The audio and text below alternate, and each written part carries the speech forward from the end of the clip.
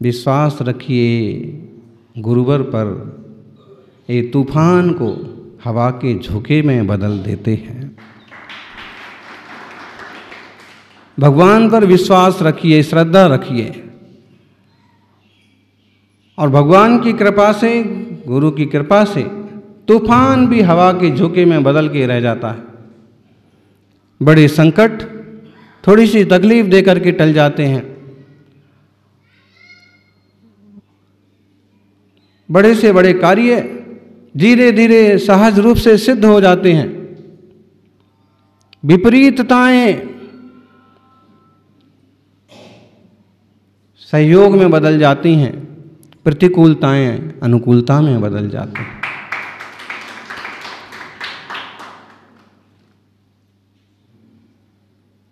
विश्वास रखिए, जहां विश्वास और श्रद्धा के बल पर काम बनते चले जाते हैं, वहां अविश्वास, अश्रद्धा और समर्पण की कमी के अभाव में काम बिगड़ते चले जाते हैं।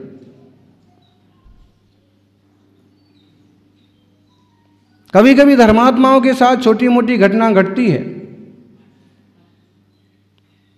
तो उसे विपरीत एंगल से देखने वाला कहता है कि देखो तुमने खूब सेवा करी, तुम्हें क्या फल मिला? तुम्हें बुखार चढ़ गया, तुम्हारी गाड़ी का एक्सीडेंट हो गया और उस पर क्रैच आ गई, ठीक है। लेकिन जब वही श्रद्धालु जवाब देता है तो कहता है पता नहीं जितनी गहरी खाई में मेरी गाड़ी गिरी, जिस माहौल में मेरी तबीयत बिगड़ी, उसमें पता नहीं मैं बचने वाला भी था कि नहीं। ये तो गुरु की कृपा, भगवान का आशीर्वाद है कि मैं आज भी सुरक्षित हूँ। सोच का एंगल सबका अपना अपना होता है, सोचने का तरीका अलग अलग होता है। यहाँ बैठे हैं अभी सभी लोग 3-3, 4-4 दिन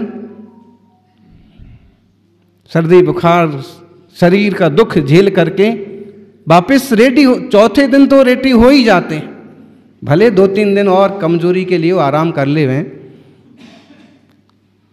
और मान लीजिए कि यही जीव कहीं और होता इस समय पर, प्रभु के चरणों में, गुरु के सेवा में ना होता, तो फिर और क्या हो सकता था? उसका रूप बदल जाता है। देखो, आप अपने पिता के पास खड़े हैं, आप 15-17 साल के हैं, अपने पिता के पास खड़े हैं और कोई पड़ोसी, कोई गुंडा, कोई बदमाश आपको हड़काने के लिए आता है, गाली देने के लिए आता है, तो पास में खड़े हुए आपके पिता को देख करके बहुत ज़्यादा नहीं हड़का पाता है, बहुत ज़्यादा गाली गलौज नहीं कर पाता है, ज़्यादा से ज़्यादा धमकी दे के जाता है कि देख ठीक से चलना नहीं तो हाथ पांव तोड़ दूंगा, इतना ही कर पाता है। और उस वक्त अगर आपके पिता नहीं वहाँ खड़े हैं, आप अकेले ही हैं, फिर क्या होगा बोलो? और पूरे रोष में आया है, हाकी बल्ला लेके आया है, हाथ पांव तोड़ने के लिए आया है, क्या होगा? तोड़ के ही जाएगा। जैसे केवल किसी बड़े व्यक्ति के पास खड़े होने से समस्याएं टल जाती हैं, ऐसे ही भगवान की शरण में आने वालों की भी समस्याएं टल जाती हैं, दूर हो जाती हैं। देश पर जो मुसीबत है कोरोना की, ये भी धीरे धीरे टल जाएगी। लेकिन अब लोगों को मंदिरों में जाना चालू करना चाहिए, सात्विक पद्धति से डिस्टेंसिंग के साथ भगवान की पूजा अर्चना वंदना भक्ति चालू करना चाहिए।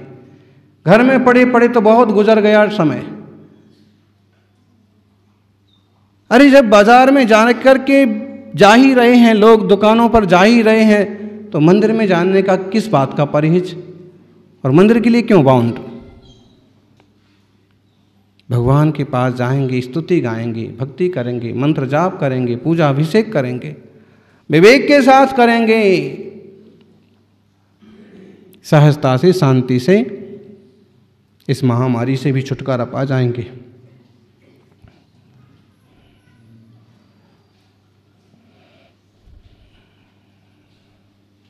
जिन पूजा से संबंधित ढेरों कथाएं, कई कहानियां शास्त्रों में भरी है,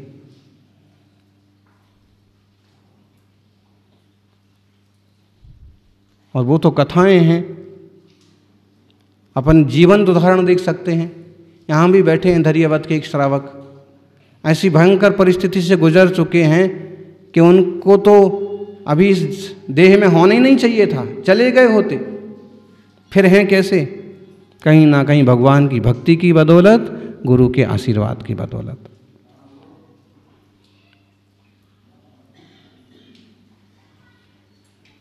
धैर्यवाद वालों को समझ में आ गया होगा। और ऐसे नहीं, बहुत सारे उदाहरण हैं। भक्ति के बल पर, श्रद्धा के बल पर, आशीर्वाद के दम पर छोटी मोटी बाधा विपदाएं यूं टल जाती हैं। हम विपदाएं टालने के लिए भक्ति ना करें, हम भक्ति के लिए भक्ति करें, समस्याएं आपो आप दूर रहेंगी।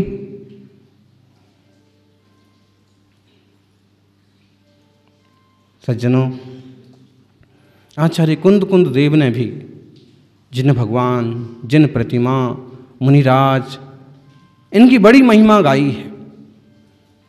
बौद्ध बाहुट ग्रंथ में 8वीं गाथा में भी कहते हैं, बुद्धम जम्बो हंतो अपाणम चेयाई अन्नम च पंचमहव्वय शुद्धम नाणमयम जान चेदिहरम। मुनिराज के लिए यहाँ चैत्य ग्रह कहा है। चैत्य ग्रह किसे कहते हैं? जहाँ जिन भगवान की प्रतिमा विराजित होती है उस मंदिर को अपन बोलते हैं चैत्य ग्रह। चैत्यालय किसे बोलते हैं पंडित जी? चैत्यालय बोलते हैं जहाँ जिन प्रतिमा विराजित होती है, एक कमरा जैसा होता है जिस पर शिखर नहीं होता है। ऐसा ही है मान्यता। तो हम बोले महाराज हमारे घर में चैत्यालय है। हमारे घर में चैत्यालय है का मतलब है कि एक छोटी बेदी होगी, एक छोटा कमरा होगा, एक रूम होगा, शिखर नहीं होगा, तो चैत्यालय कहलाता। लेकिन वास्तव में चैत्यालय जिनालय के लिए ही चैत्यालय कहते हैं। लेकिन बोलचाल की भाषा में ये आ गया कि जिस पर शिखर हो, जो बड़ा हो, जो पूरा समाज का हो, वो जिनालय, जिन मंदिर। और जो छोटा सा हो, जो घर में हो, जो एक कमरे में बना हो, टेरेस पर हो, बगीचे में हो, शिखर ना हो, वो इस समझने के लिए ऐसे व्यवहारिक शब्दों का प्रयोग कर लेते हैं। लेकिन वास्तव में चैत्यालय बोलो, जिनालय बोलो, मंदिर बोलो। कर्नाटक में तो बसदी बोलते हैं, महाराष्ट्र में बसदी बोलते हैं, गुजरात में देरासर। हालो हालो रे देरासर, जाइए रे देरासर। क्या बोलते हैं? हाँ, कर्नाटक में बसदी, गुजराती में देरासर, देवासर नहीं, बसदी, बसही, जिनालय के लिए। अब आप यहाँ बोलो कि कर्नाटक में बसदी गए थे, हम नहीं समझेंगे। लेकिन वहाँ जाके बोलो कि हमें मंदिर जाना है, तो वो भी नहीं समझेंगे। मंदिर के लिए ढेर सारे शब्दों का प्रयोग हो सकता है। इंग्लिश में बोले तो टेम्पल,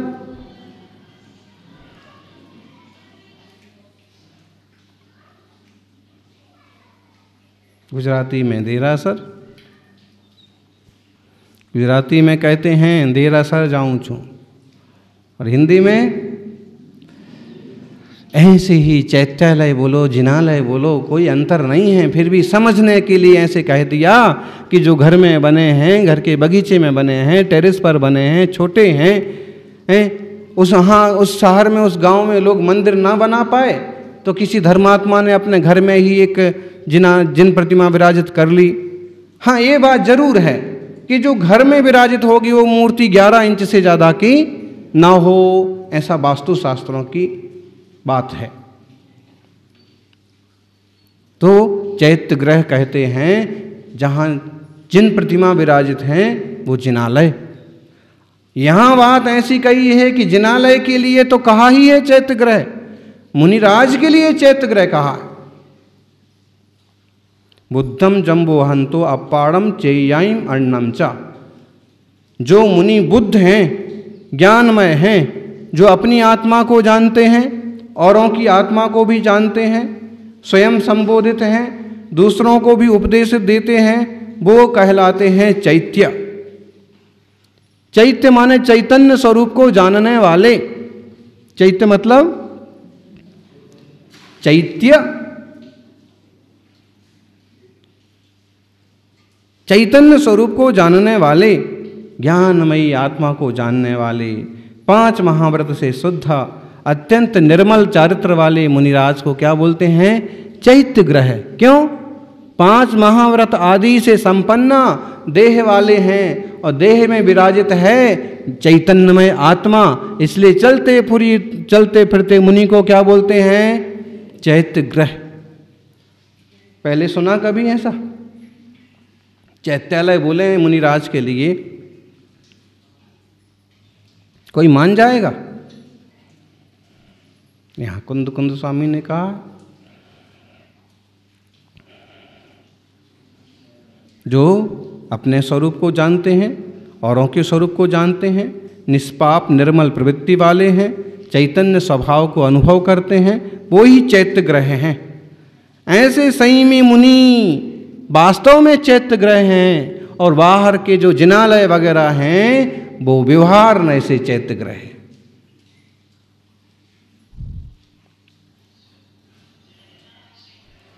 प्रसिद्धि में ऐसा नहीं है। प्रसिद्धि में तो ऐसा है कि ये जिनालय है, यही चैत्यालय है, ये जिन ग्रह है, यही चैत्य ग्रह है। मुनि को चैत्य ग्रह कोई नहीं बोलेगा, लेकिन चैतन्य स्वभाव वाला आत्मा मुनिराज ही चैत्य ग्रह हैं, 5 महाव्रत आदि से संपन्न। और कहते हैं कैसे हैं वो चैत्य ग्रह, क्या करते हैं?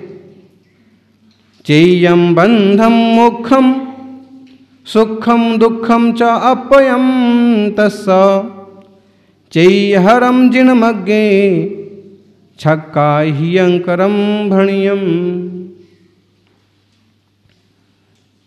ऐसे कहते हैं कि जिनके बंध और मोक्ष, सुख और दुख है, उस आत्मा को चैत्य कहते हैं। जिन्हें बंध होता है, बंध से मोक्ष होता है, सुख दुख का अनुभव होता है, उस आत्मा को क्या कहते हैं? चैत्य कहते हैं। अभी यही तो कहा ना, चैतन्य स्वभाव वाला जीव चैत्य है। तो ऐसा चैत्य है। और ये सुख दुख बंध मोक्ष जिनके है,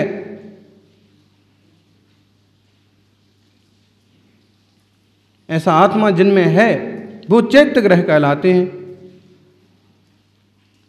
तो ये चलते फिरते चैत्य ग्रह हो गए मुनि। जिन मार्ग में मुनिराज वे वास्तव में मोक्ष की मार्ग पर बढ़ रहे हैं, वे सुख दुख का अनुभव भी करते हैं तो भी अपने चैतन्य स्वभाव में रमते हैं। मुनि हो गए चैत्य ग्रह। और ये चैत्य ग्रह कैसे हैं? छक्काय हियंकरम भणियम, 6 काय के जीवों की रक्षा करने वाले हैं। 2 अर्थ करेंगे इसके। एक पहला तो मुनिराज चैत्य ग्रह हैं और वो 6 काय के जीवों की रक्षा करते हैं। दूसरा, जिन चैत्यालय ही चैत्य ग्रह है और उससे 6 काय के जीवों की रक्षा होती है। कैसे? सबसे पहले मुनिराज 1 इंद्रिय, 2 इंद्रिय, 3 इंद्रिय, 4 इंद्रिय, 5 इंद्रिय, संगी असंगी, ये जीव, अथवा 6 काय, 5 स्थावर, 1 तरस, पृथ्वी जल अग्नि वायु वनस्पति, किसी भी प्रकार का घातपात इन जीवों का नहीं करते। बोलो चतुर्मास क्यों किया है यहाँ पर? दिलीप जी बताओ। बोलो अशोक जी, और कोई बोलो।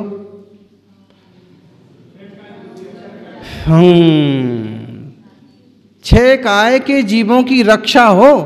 ऐसा नहीं कि बोले महाराज जी हमने निवेदन किया, हमने बहुत निवेदन किया और हमने बारंबार निवेदन किया इसलिए चतुर्मास हुआ। वो तो एक कारण है, लेकिन मूल कारण क्या है? क्यों चतुर्मास करना चाहिए था उनको?